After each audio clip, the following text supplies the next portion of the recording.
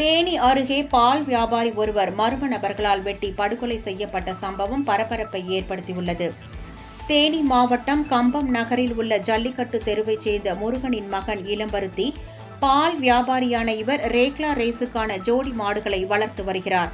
இந்நிலையில் நேற்று இரவு மணிக்கட்டி ஆலமரம் சாலையில் உள்ள தேநீர் கடையில் தேநீர் அருந்திவிட்டு வெளியே வந்த இளம்பருத்தியை மர்ம நபர்கள் அரிவாள், பட்டாக்கத்தி உள்ளிட்ட பயங்கர ஆயுதங்களால் சராமரியாக வெட்டினர்.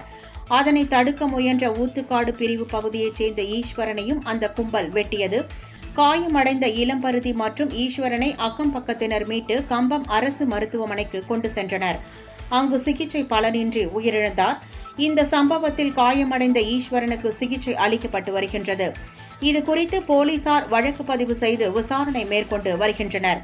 இந்த நிலையில் இளம்பருத்தியின் சடலத்தை உடற்கூறு ஆய்வு செய்வதற்காக தேனி அரசு மருத்துவக் கல்லூரி மருத்துவமனைக்கு கொண்டு செல்ல போலீசார் முயன்றனர். அதனை தடுத்த இளம்பருதியின் உறவினர்கள் குற்றவாளிகளை கைது செய்யாமல் இளம்பருதியின் உடலை வேறு எங்கும் கொண்டு செல்லக்கூடாது என கூறி திண்டுக்கல் குமுளி தேசிய நெடுஞ்சாலையில் மறியலில் ஈடுபட்டனர். குற்றவாளிகள் விரைவில் கைது செய்யப்படுவார்கள். போலீசார் அளித்த உறுதியை ஏற்று அனைவரும் கலைந்து சென்றனர். இச்சம்பவம் அப்பகுதியில் பரபரப்பை ஏற்படுத்தியது.